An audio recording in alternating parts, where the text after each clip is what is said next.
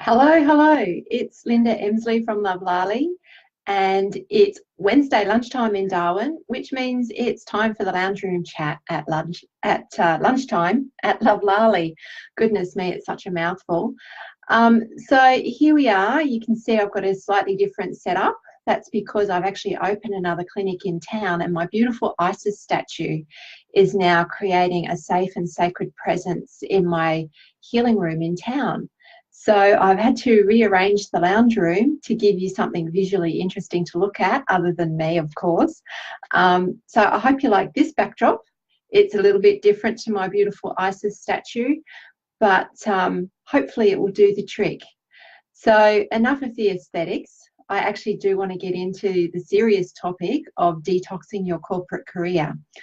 And I feel like it's been a very long time since I connected here because I had a week off to go camping. And then last week I just had some technical meltdown issues that I just couldn't get it sorted.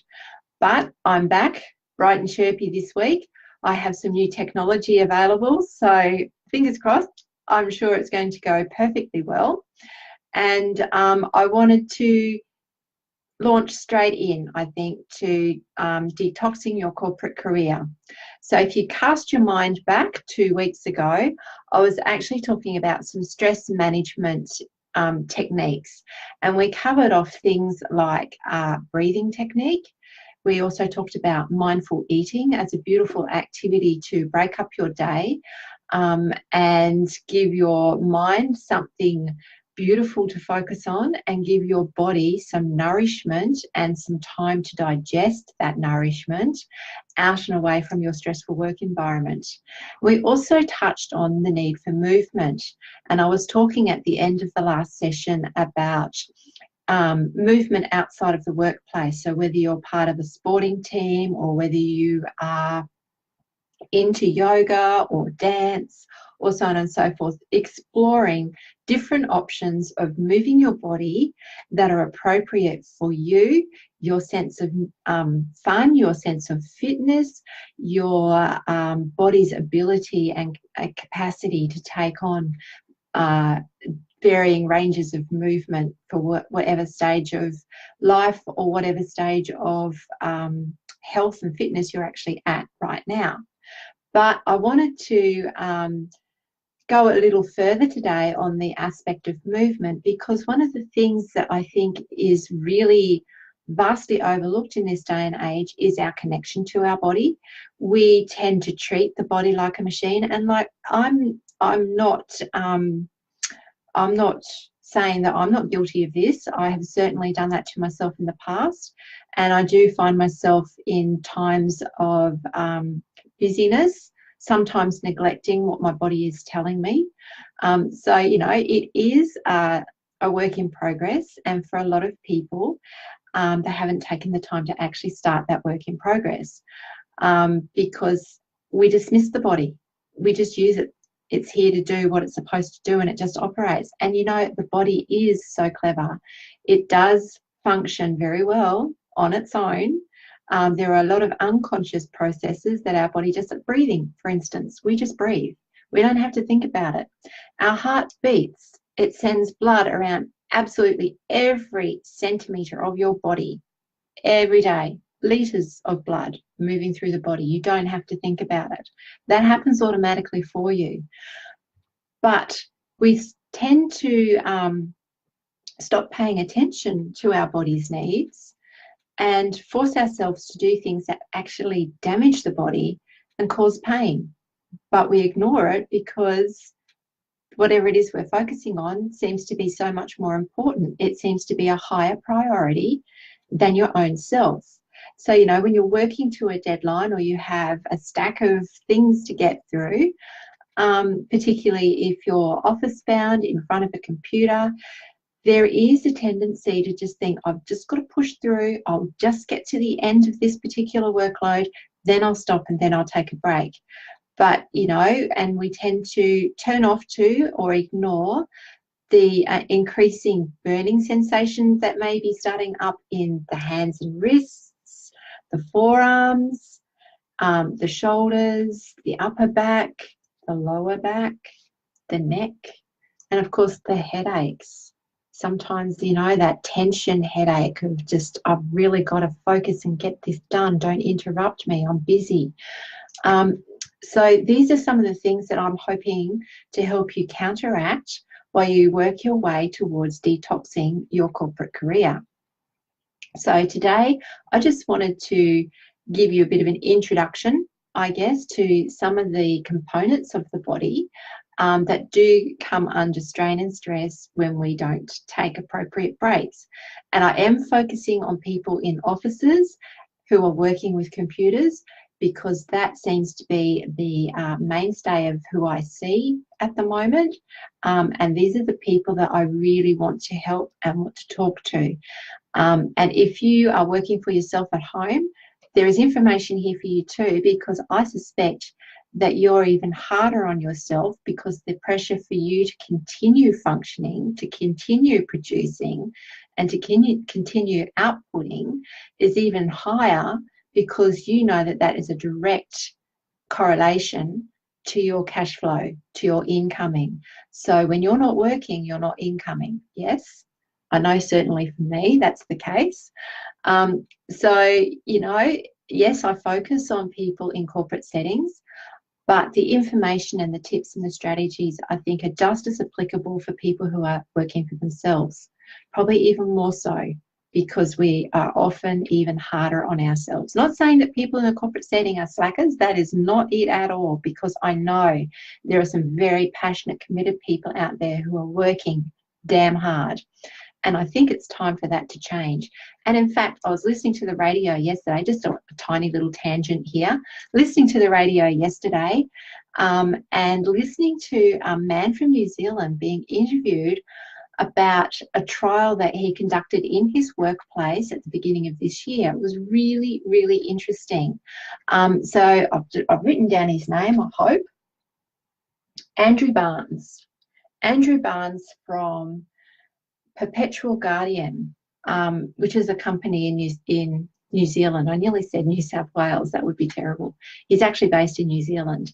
And the trial that they conducted in his workplace was reducing the working time from 5 days a week to 4 days a week, but maintaining the salary level.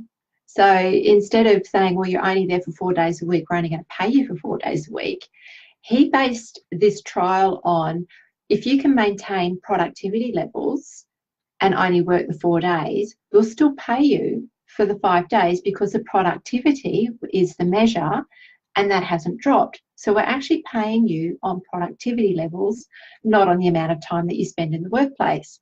So I thought that was very clever, and he found quite a few interesting little things come out of that trial, that he found his staff actually much more engaged in their workplace. The level of loyalty that they felt towards the company increased.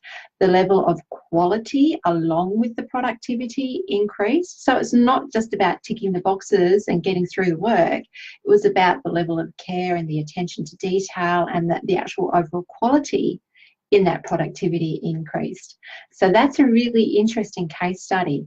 And I think there was a couple of other things I just wanted to check. They found that stress levels reduced, and that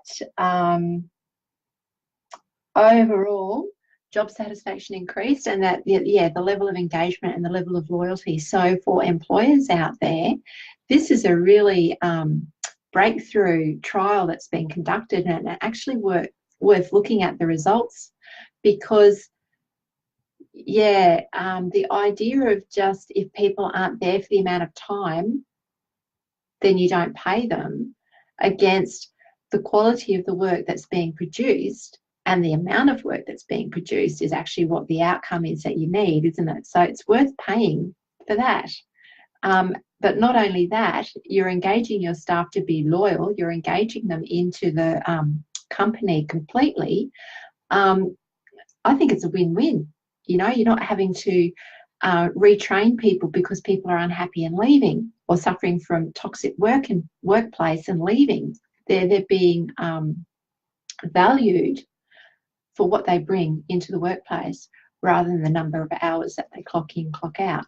So I'd be really interested to hear you think of that particular trial, and whether that would change the complexion of stress that you're feeling in your workplace, or whether it doesn't make a difference at all. I think certainly in my own case, even dropping back to 4 days a week, which I did when my children were younger, didn't really change the fact that I was in absolutely the wrong place. So yeah, there's more to workplace stress than the time that you're in there and the productivity level. Anyway, so getting back to today's topic, which is about movement, I just wanted to start bringing your awareness to your body, and start getting you in connection with your body. Because when we learn to listen to our body, we have a clearer channel to our own inner guidance, our own inner wisdom. So if we are able to start listening to our body, we're then able to start hearing our inner guidance much more clearly. So I'm helping you connect with your inner guidance by introducing you to your body today. So given that I've been talking about people working in the office with computers, let's start with hands, because they work very hard at the keyboard. And what I want to introduce to you is the idea of the joints and the muscles that move those joints when they contract, and just the idea of getting blood and movement so the energy can flow through those areas. And as you do this open, close them kind of exercise,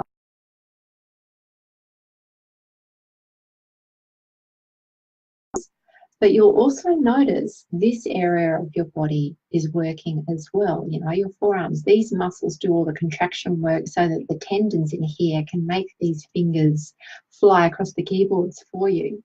So what we want to do is not only bring blood, movement and energy into these areas, but we also want to connect with the muscles, the bones and the joints, and also a fairly unfamiliar part of your body called fascia, which is a very thin, cobwebby, tissuey kind of substance that wraps around your muscles, that wraps around tendons, that actually encase and embrace your inner organs. And you'll even find a layer of fascia that is under the skin, between the skin and the muscle body. So this cobwebby kind of tissue is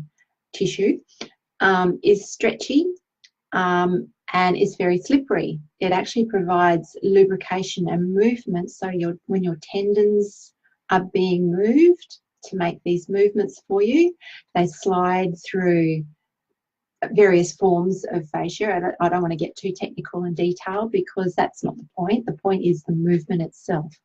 But just giving you an idea that when we start doing some movement in the office to take a computer break, yes, we want to get blood flowing. Yes, we want to ease tension out of the muscles. Yes, we want to make sure our joints aren't locked in place. But there's also this other aspect that wraps around our moving parts. And if you now open your hands wide and get that sensation of stretch across the palms here, that'll give you kind of an indication of the stretch that's needed to help take tension patterns out of the fascia. So normally that tissue is nicely lubricated and it allows for easy glide and slide of the moving parts.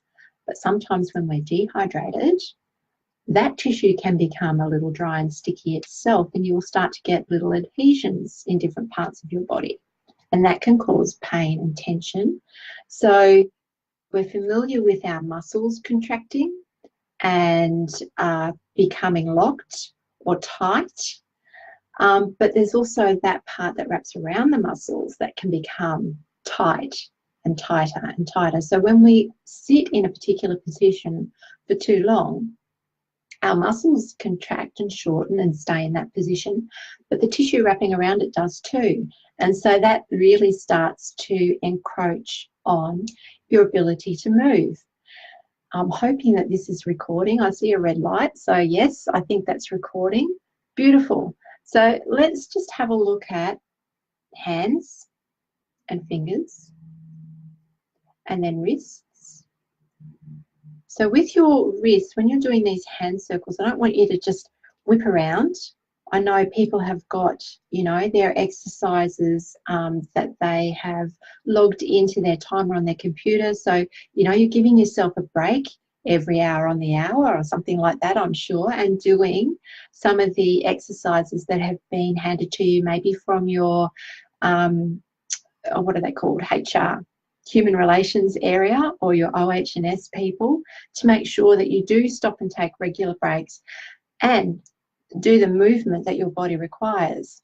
But it's not just about going through the motions. It's about bringing your mind into connection with what your body's actually doing and really feeling for that outer range of movement when we do things like this, so that you can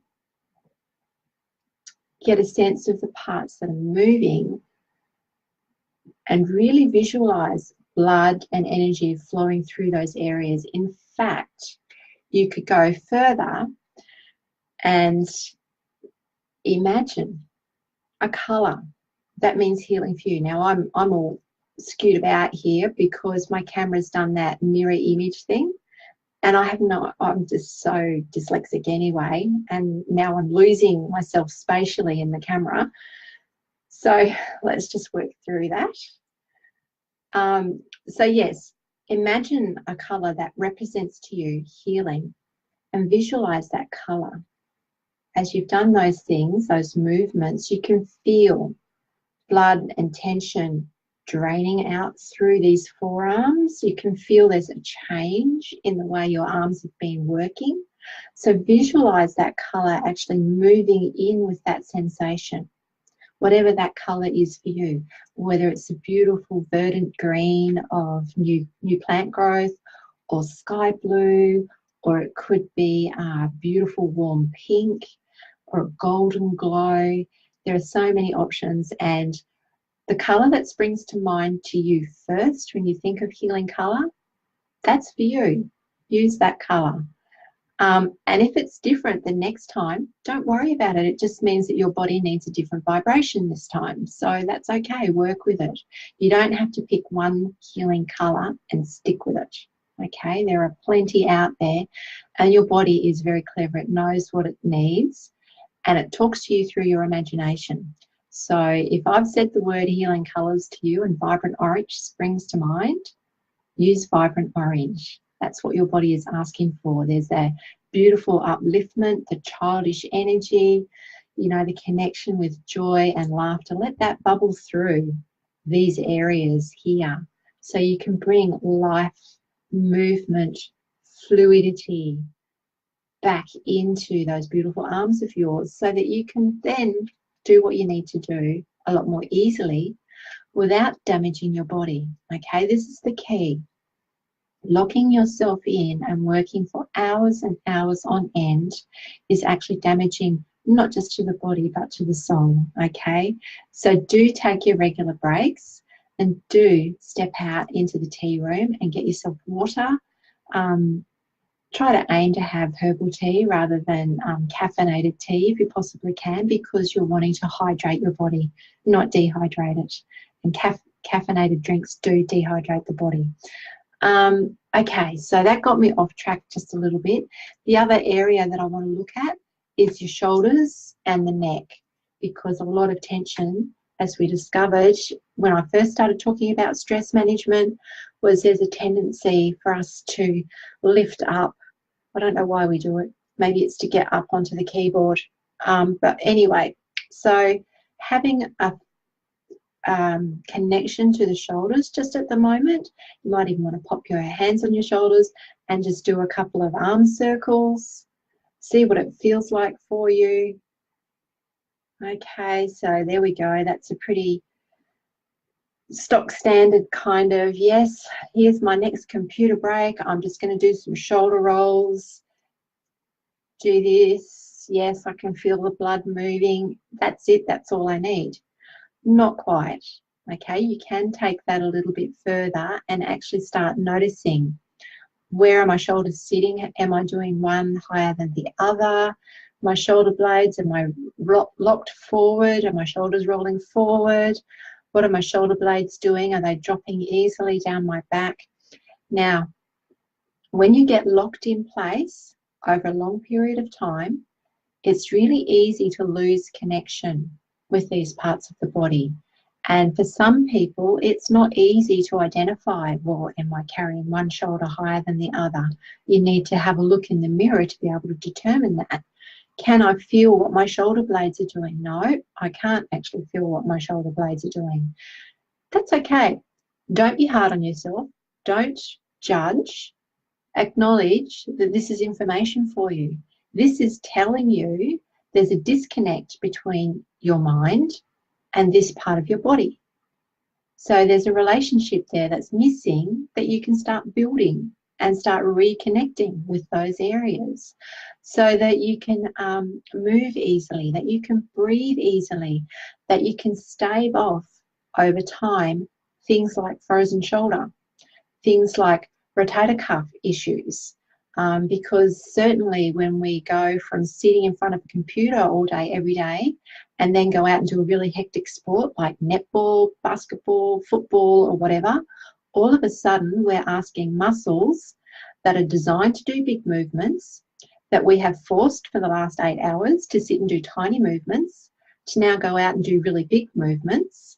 You can see it's a bit of a recipe for disaster, especially when we've been sitting in one place and the arms and the shoulders have had the opportunity to congeal even into that position.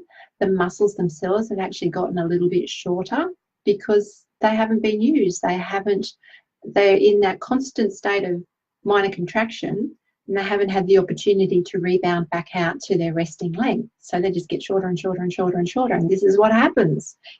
We do this and then go out and play a hectic sport. And yes, people are doing their warm-ups and everything, but maybe not as mindfully as perhaps they could, to be aware of which muscles are actually still in contraction and still need some attention before I go and throw that ball and tear something. So it's about injury mitigation too. So as much as looking after yourself in the office, if you are enjoying, some sporting activity outside of the office, you want to be in a position to enjoy that for a long time. So taking time out at your computer every day to do some work is not a bad thing. Work on self, work on body, work on these beautiful shoulders. So yeah, we started with just getting an idea of movement in that area. And now I want you to think about taking it slowly and just noticing what's happening for you. And you might get a sense of contraction here in the triceps, that there's a bit of restriction, a bit of resistance coming up this way. You may have a sense of clicking or twinging in the front of the shoulders here. And that's probably, because there's a bit of contraction in your pecs that are holding you in place this way. So that will give you an idea of some of the things that you can do. So even just stretching, a minor stretch out this way, will help start getting that blood moving again, get the circulation going, get that stuck energy moving. If you need to bring your healing colour in, and it might be interesting to note whether your healing colour in this area of the body is different to what it was for this area of the body. And it may be. It may be a lighter shade or a darker shade or a completely different colour. Interesting for you to find out. Just work with that and work with the breath. Sometimes when there is tightness, pain and restriction, even just imagining the breath moving through that region is enough to help some of that tension ease out for you. So you can use colour work and you can use breath as well to just help draw that tension out and get it to leave the body with the breath. Okay, so there's some stuff to do with your shoulders, and you can use this approach with the exercises that are probably already programmed into your computer anyway by your OH&S people. So rather than just go through the motions, bring your mind, your breath, and your imagination into it too. So your body benefits from the movement, from the breath, and from the energy flow that you're creating, okay? Now with the neck, you need to be very gentle with your neck. It gets locked in place very easily, and it gets locked in this frame, it gets locked in this frame, and maybe possibly even like this, okay? So it's very important that we get movement back into the joints of the neck, and we want some flexion to the side and to the other side. I'm going very slowly because I do actually have a problematic neck from a number of different things. But yes, I completely relate to people when they come to me with neck pain, because I experience neck pain myself. So, you know, the ear to shoulder is a beautiful stretch for this lateral side, okay? And you can increase that by actually holding the seat of your chair. And as you hold this stretch, just make sure you're not pulling too far and creating pain. You want to feel a nice relief in that area. And you can probably notice what's happening with the joints, whether there's a bit of twingy, pinchy, clicky sort of thing going on. And you can probably notice the muscles, what's happening with tightness and restriction in the muscles. And if you hold this stretch for long enough, you'll actually connect with that fascia, that tissue that I was talking about before. And feel, if you hold this for long enough, that it starts to give a little. So it's not just the muscles that need that stretching, and coming back to center, be very gentle, very careful with your neck. And obviously, we'd want to go to the other side. So again, I would bring the breath, the awareness, have a think about what muscles, where it feels tight, if it's in the front of the neck. Often when we're looking into the computer, the muscle at the front here that's connecting, it actually connects in up this end, down to the front of the collarbone, gets tighter and tighter and tighter, and pulls the head forward. So we can think about our chin coming back, our head being pulled up, straight up, like a little string coming through the crown of the head. And then very, very gently wanting to look upwards to give a bit of stretch in here. I'm not going to do it because you're all going to get a bird's eye view of my nostrils, and I'm not sharing my nostrils with you. So yeah, and maybe if I do it sideways here. So very gently stretching upwards.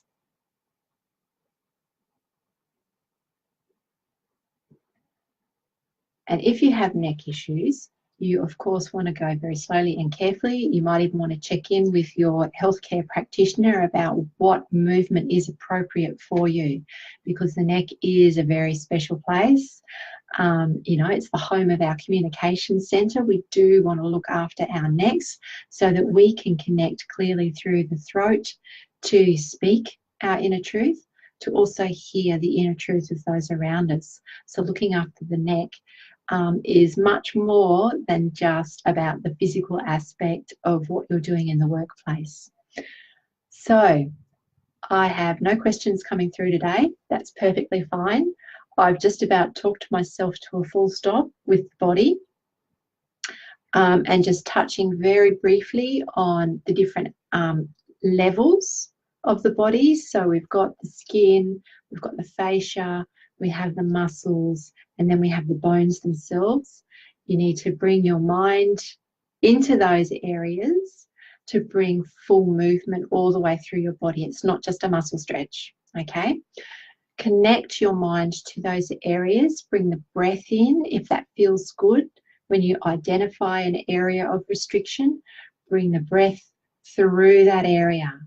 Imagine that you're breathing right through that blockage, right through that restriction, and letting it flow out the body, okay? And the third thing is imagining a healing color. Bring your beautiful imagination and the power of vibration through color into your body, okay? This is how you start connecting with the subtle aspect of your body. And once you start making that connection and developing that relationship, This is where the next step is, to open the ears and hear your beautiful inner guidance. It's right there. Your body's sending you signals from your inner guidance. So start opening the heart and opening the ears to hear that guidance. I'm Linda Emsley from Love Lali. Today we've talked about movement to detox your corporate career and how we're connecting mind, body and breath to create a relationship that allows you to connect with your inner guidance. This is the starting point. There is a bit more to it than this. So I hope you'll join me on the journey to detox your corporate career and learn how to get into connection with your inner voice. I think that's it. That's it for the Lounge Room Chat this week. Thank you so much for joining me. If you're connecting in for the replay, I'd love to hear your questions, your comments. Do pop them down below. I will come back through and answer those questions. If you'd like to connect with me for a free 15-minute chat about what your biggest challenge is at the moment in the workplace, what your biggest area of need in detoxing is in relation to your corporate career, I'm more than happy to have a chat. So connect with me at Love Lali. Just send me a message and we'll get a time together that suits. Bye for now.